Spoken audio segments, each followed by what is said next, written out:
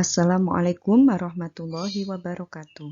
Bagaimana kabar kalian semua, anak-anakku yang dirahmati Allah? Mudah-mudahan kalian semua dalam keadaan sehat walafiat. Hari ini sama-sama kita akan mempelajari pelajaran sejarah kebudayaan Islam dengan materi Wali Songo, yaitu Sunan yang ketiga, Sunan Giri. Coba kamu perhatikan foto di atas. Bangunan ini merupakan salah satu situs peninggalan pusat pemerintahan dan pesantren Sunan Giri.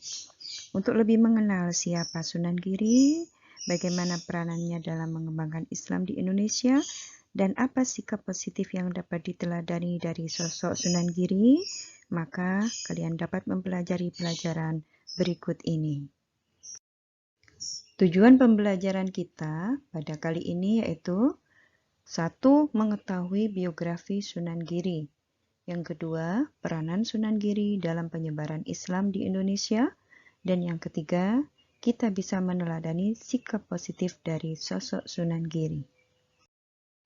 Yang pertama, kita akan mempelajari biografi Sunan Giri. Untuk lebih jelasnya, silahkan kalian lihat video berikut ini. Sejarah Sunan Giri dari Blambangan. Blambangan adalah nama klasik dari Banyuwangi di ujung Jawa Timur.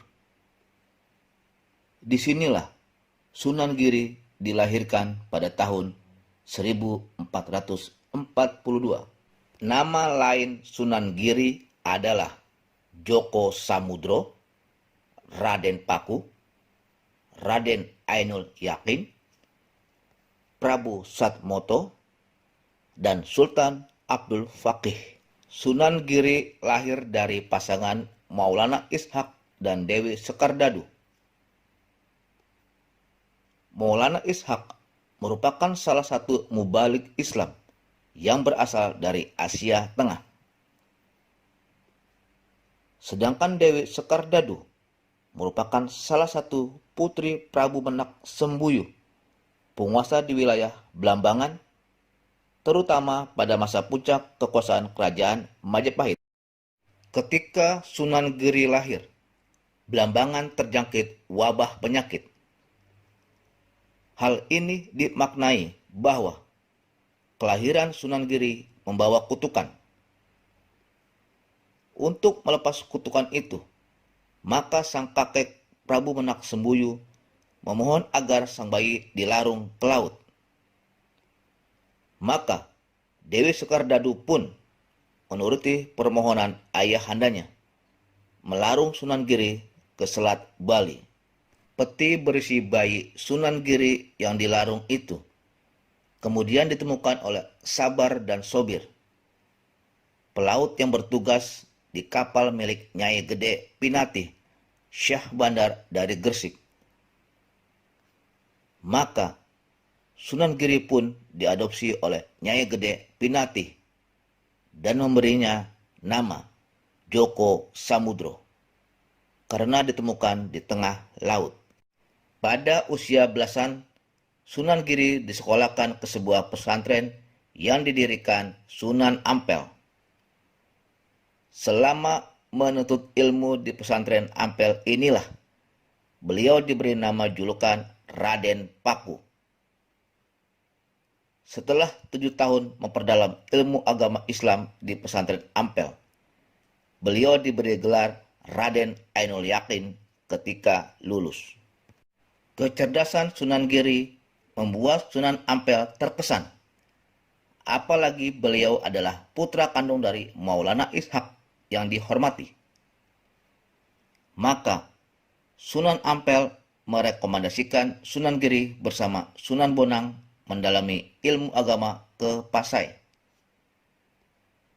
Mereka menuntut ilmu hingga benar-benar menguasai dan memiliki bekal untuk pulang.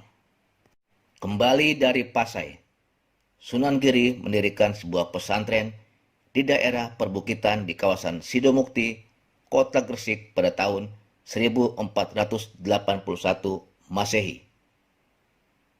Pesantren tersebut berkembang sangat pesat hingga menjadi sebuah kerajaan. Kemudian diberi nama Kerajaan Giri Kedaton. Pada tahun 1485 Masehi, Sunan Giri diangkat oleh seorang Sultan Demak Bintaro sebagai Ahlul Halli wal Aqdi, seorang penentu kebijakan pemerintah dalam menyebarkan agama Islam yang berada di Pulau Jawa. Kemudian pada tanggal 9 Maret tahun 1487 Masehi, Sunan Giri diangkat oleh Raden Patah menjadi Raja Giri Kedaton dengan gelar Prabu Satmoto. Tanggal 9 Maret kemudian dijadikan sebagai hari jadi kota Gresik. Sunan Giri sangat terkenal dengan ilmu pengetahuannya yang cukup mendalam di bidang ilmu fikih, sehingga beliau diberi julukan Sultan Abdul Faqih. Di bidang kesenian, Sunan Giri menghasilkan karya seni yang cukup populer hingga kini. Ada permainan sekaligus tembang seperti Cublak-Cublak Suweng dan Jamuran. Ada permainan sejenis petak umpet dengan nama berbeda, antara lain Jitungan, Jelungan, atau Delikan. Selain itu, Sunan Giri identik dengan gending pucung dan gending asmaradana, berisi ajaran Islam bernuansa Jawa, syarat pesan moral dan nasihat. Sunan Giri wafat pada usia 63 tahun pada tanggal 24 Rabiul Awal 913 Hijriah atau tahun 1506 Masehi, dan dimakamkan di Desa Giri, Kecamatan Kebomas, Kabupaten Gresik, Provinsi Jawa Timur. Islam di Indonesia yang pertama berperan sebagai pemimpin agama dan penguasa wilayah Giri. Keberadaan bangsal Sri Manganti, Putri Kedaton di situs Giri Kedaton menjadi bukti sejarah bahwa Raden Paku bukan hanya ulama penyebar Islam, melainkan juga penguasa politik di wilayahnya. Gelar Prabu Satmata atau Sunan Giri juga disematkan ke Raden Paku. Dalam bahasa Jawa kuno, Sunan Giri berarti Raja Giri. Usaha dakwah yang dilakukan menjadi meluas dan leluasa karena memegang kedudukan sebagai pemimpin. Sebagai bagian dari Dewan Wali Songo, Sunan Giri bertugas membuat tatanan pemerintahan di Jawa, mengatur kalender perhitungan siklus perubahan hari, bulan, tahun, windu, serta menyesuaikan siklus Pakuwon dan merintis pembukaan jalan. Yang kedua, Sunan Giri berperan mengambil alih fungsi dukuh menjadi pesantren.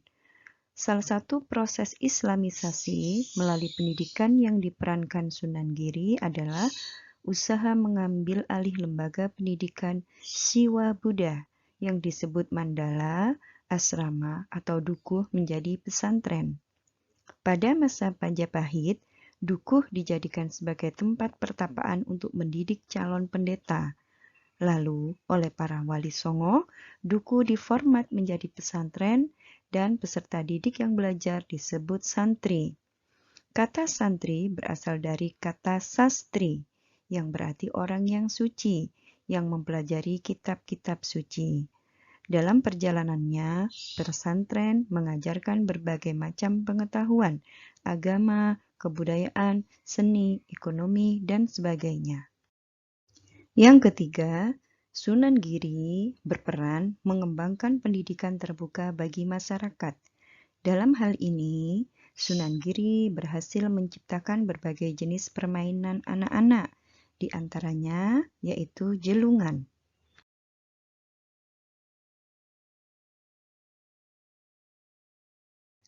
Ada juga permainan yang dikenal dengan nama jamuran. Sunan Giri juga membuat tembang-tembang permainan anak-anak, yaitu yang kita kenal dengan nama Padang Wulan atau Padang Bulan, Jor, gula ganti, dan cublek-cublek suweng. Kedatangan Sunan Giri di tengah masyarakat dilakukan dengan cara-cara unik, yaitu memanfaatkan seni lokal sehingga menarik simpati dari berbagai tingkat usia, dan hal ini tentunya membuat Islam semakin meluas. Yang keempat, Sunan Giri berhasil memanfaatkan seni pertunjukan sebagai media dakwah. Dalam hal ini, pagelaran wayang kulit. Sunan Giri dan para wali songo mengambil alih peran dalam pertunjukan wayang kulit yang awalnya berisi ajaran Hindu Buddha, disisipi cerita kepahlawan dan unsur-unsur akidah, sehingga ajaran Islam mulai tertanamkan melalui pagelaran seni wayang kulit tersebut. Adapun sikap positif yang bisa kita teladani dari pribadi Sunan Giri adalah 1. Sunan Giri merupakan santri yang cerdas, ulet, dan tekun dalam menimba ilmu. Yang kedua, Sunan Giri dikenal toleran dan bijak dalam berdakwah. Yang keempat, Sunan Giri dikenal sebagai pemimpin yang selalu mengayomi rakyatnya. Yang kelima, merupakan seniman kreatif dan inovatif dalam mengembangkan dakwah Islam. Nah, anak-anak, di akhir pembelajaran ada tugas yang harus kalian kerjakan berupa merangkum materi yang sudah kita pelajari bersama-sama. 1. Biografi Sunan Giri. Yang kedua, peranan Sunan Giri dalam penyebaran Islam di Indonesia. Dan yang ketiga, cara meneladani sikap positif dari sosok Sunan Giri. Demikian materi tentang Sunan Giri. Mudah-mudahan bermanfaat bagi kita semua. Wassalamualaikum warahmatullahi wabarakatuh.